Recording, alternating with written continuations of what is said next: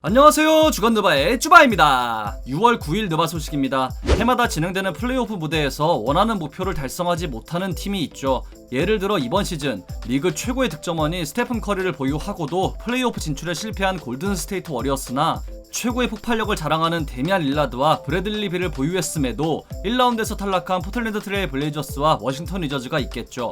디 애슬레틱의 존 홀린저는 최근 이 세 선수가 NBA의 모든 경영진이 주시하고 있는 선수들이라고 밝혔습니다.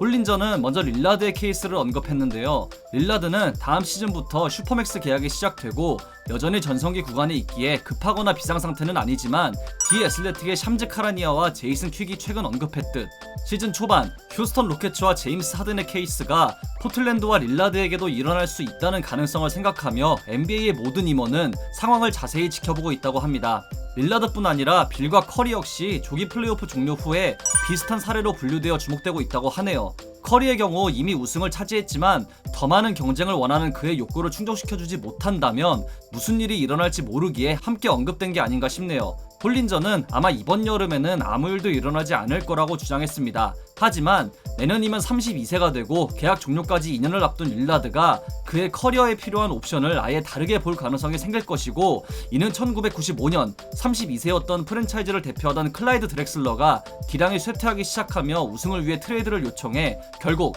휴스턴 로켓츠로 합류해 우승을 차지한 것과 어느 정도의 유사점이 있다는 걸 언급했습니다. 이런 대형 슈퍼스타들의 이적은 NBA의 판도를 바꿉니다. 2017년 우승을 차지한 골든스테이트는 케빈 듀란트를 영입했었고 2019년 토론토는 카와이 레너드를, 2020년 우승한 LA 레이커스는 앤서니 데이비스를 영입하며 그들이 원하는 성과를 이룰 수 있었죠. 앞서 언급한 릴라드와 빌, 커리는 모두 구단과의 신뢰가 두텁고 그들의 충성도 역시 굉장한 만큼 웬만해선 이적이 어려울 것으로 보이는 게 사실입니다. 하지만 NBA에선 그 어떤 일도 일어날 수 있는 만큼 이런 슈퍼스타들의 이적 루머는 계속 나올 것으로 보이는데요. 루머인 만큼 재미로 보시고 한 번쯤 상상해보시는 정도만 추천해드리겠습니다. 필라델피아 세븐티식서스가 애틀랜타 호크스와의 2차전에서 승리하며 시리즈를 원점으로 만드는 데 성공했습니다. 조엘 엠비드가 우리 날짜 기준 2003년 5월 3일 알렌 아이버슨 이후 필라델피아 구단 최초로 플레이오프에서 40점 이상을 기록한 선수가 되었고, 필라델피아 구단 역사상 8번째로 플레이오프에서 40점 이상을 기록한 선수가 되었습니다. 무려 18년 만에 40점을 넘는 기록을 세운 엠비드가 현재의 폼을 유지한다면 체인벌린을 넘어 단독 2위에 오르는 건 그닥 어렵지 않아 보이네요. 3쿼터에만 17점을 적립한 엠비드는 끝까지 추격해오는 애틀랜타를 상대로 총 16개의 자유투를 얻어내는 데 성공했는데요. 엠비드의 멋진 활약도 활약이었지만 오늘 경기의 흐름을 가져온 선수는 플레이오프에 들어와 주 로테이션에서 제외되었던 셰이크 밀튼이었습니다.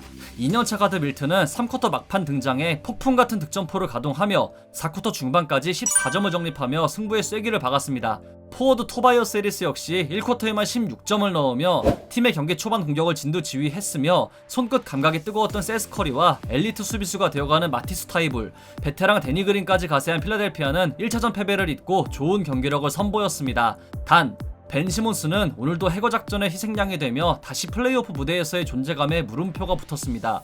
분명 좋은 선수인데 큰 무대에서의 단점이 너무 명확한데요. 시몬스의 부재는 분명 팀의 마이너스이지만 코트에 섰을 때에도 공격에서는 마이너스인 만큼 포인트 가드 출신인 닥 리버스 감독이 그를 앞으로 어떻게 기용할지 기대됩니다. 유타 재즈가 LA 클리퍼스와의 1차전에서 기분 좋은 역전승을 거뒀습니다. 14점까지 뒤지고 있던 경기를 3쿼터 들어 뒤집었으며 역전의 선봉장 역할은 늘 그랬듯 에이스 도노반 미첼이 맡았습니다. 총 45득점을 올린 미첼은 후반에만 무려 32점을 폭발시키며 클리퍼스 수비를 박살냈고 이 특유의 돌파에 이은 마무리, 큰 무대에서 나오는 전사의 심장까지 보이며 비빈트 아레나 홈을 찾은 팬들과 대선배 칼말론과 드웨인 웨이드 앞에서 놀라운 퍼포먼스를 선보였습니다. 45점 기록으로 인해 미첼은 칼말론이 보유한 플레이오프 구단 역대 최다 40득점 이상 경기인 4경기와 동일한 경기수를 맞추게 되었으며 24세 이하 기준 플레이오프에서 40점 이상을 기록한 선수 순위를 공동 4위까지 올렸습니다. 지난 버블에서의 퍼포먼스가 끝이 아닌 시작이었음을 경기력으로 증명하고 있는 일명 슈퍼 에이스의 활약은 시리즈 내내 계속될 것으로 보입니다. 클리퍼스는 상대 포인트 가드 마이크 콘리의 공백에도 아쉽게 경기를 놓쳤습니다. 댈러스와의 1라운드를 7차전까지 치른 피로가 남아있듯 전체적인 슛감이 좋지 않았고 그나마 4쿼터에 살아났지만 경기 내내 플레이오프 P가 P로 불릴 정도로 안 좋은 슛감을 보이던 폴 조지의 부진과 에이스 카와이 레너드의 얕은 한조까지 겹치며 3쿼터의 분위기를 완전히 내줬죠. 그나마 루크 캐너드가 벤치에서 출격해 좋은 경기를 보인 건 호재입니다. 댈러스와의 시리즈 7차전에서도 좋은 야투율을 선보인 캐너드는 오늘도 그 분위기를 이어갔습니다. 첫 경기를 내준 클리퍼스가 11일에 있을 2차전에는 시리즈를 원점으로 돌릴 수 있을지 다음 경기가 기대됩니다. LA 클리퍼스의 코치 천시 빌럽스가 포틀랜드 트레일 블레이저스의 감독직을 맡을 확률이 높다고 합니다. 디 애슬레틱의 존 홀린저에 따르면 결국 빌럽스가 감독직을 맡을 거라는 소식통이 많다고 하네요. 빌럽스는 선수 시절 디트로이트 소속으로 우승과 파이널 MVP를 수상한 경험이 있는 만큼 카리스마를 겸비한 리더의 역할을 잘 수행할 수 있을 것으로 보이는데요. 과연 테리 스토츠의 자리를 대신해 데미안 릴라드와 함께 팀을 이끌 감독이 누가 될지 지켜봐야겠네요. 덴버 너게츠의 니콜라 요키치가 2020-21 시즌 MVP를 수상했습니다.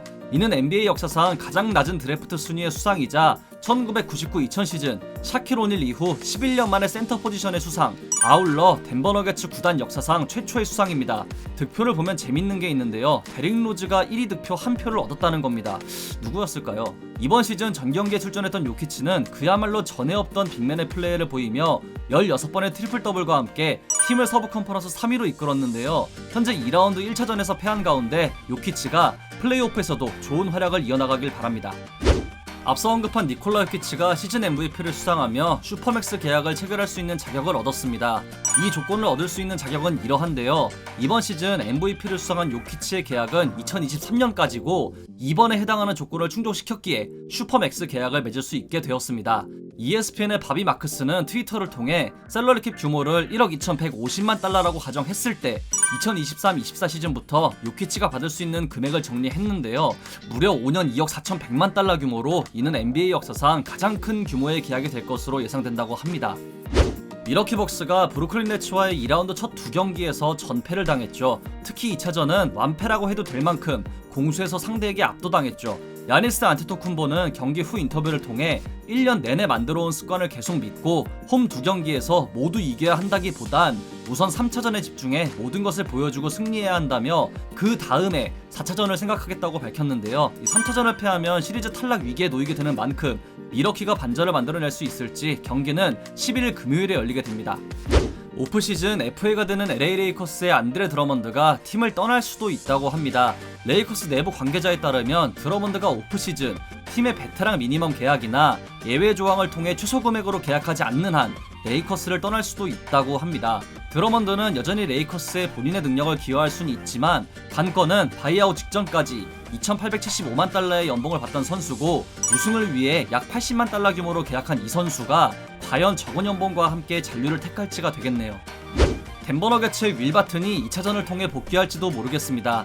ESPN의 팀 본템포스에 따르면 마이크 말론 감독이 확신할 수는 없지만 바튼이 2차전에 복귀할 수도 있다고 했고 꾸준히 휴식을 취했기에 가능성이 있다고 전했습니다. 바튼은 작년 버블에서도 팀이 컨퍼런스 파이널에 진출했음에도 끝까지 복귀하지 못했는데요. 중요한 경기에서 좋은 모습을 보여주기를 바랍니다. 덩 노비츠키는 댈러스 매버릭스 구단 최초의 우승을 이끈 프랜차이즈 역사상 가장 위대한 선수입니다. 단순한 위대한 선수를 넘어 구단의 상징이기도 한 이 선수는 댈러스 구단의 주요 누적 기록 부분에서 대부분 1위를 차지하고 있습니다. 무려 팀에서 21시즌을 보낸 노비츠키는 최근 댈러스 매버릭스가 LA 클리퍼스의 홈인 스테이플스 센터에서 7차전을 치를 당시 후배들을 격려하기 위해 경기장을 찾았고 루카 돈치치에 관한 질문을 받았는데요. 노비츠키는 돈치치가 이미 본인을 뛰어넘었고 그가 댈러스 매버릭스 구단 역대 최고의 선수라며 극찬을 아끼지 않았습니다. 노비츠키의 이런 겸손함과 후배를 존중해주는 인성이야말로 이 선수가 가진 최고의 장점이자 안티가 없는 이유가 아닐까 싶네요.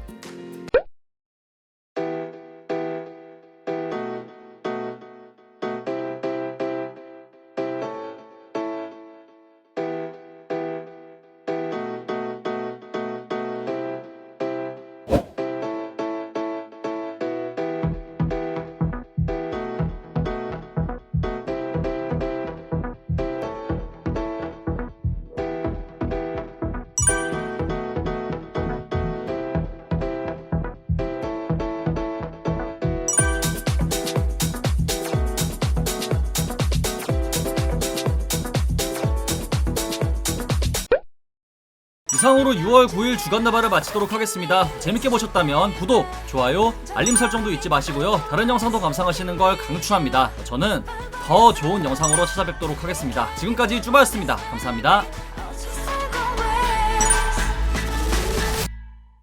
You and me, la la la. Oh, we are gonna be okay. You and me, ah ha ha. Oh, we are gonna be okay. When you're tired, when it's hard, we'll sing together. Oh, la la la. Don't worry, it'll be okay. I'm too strange in this wasting daily life. You look so worn out.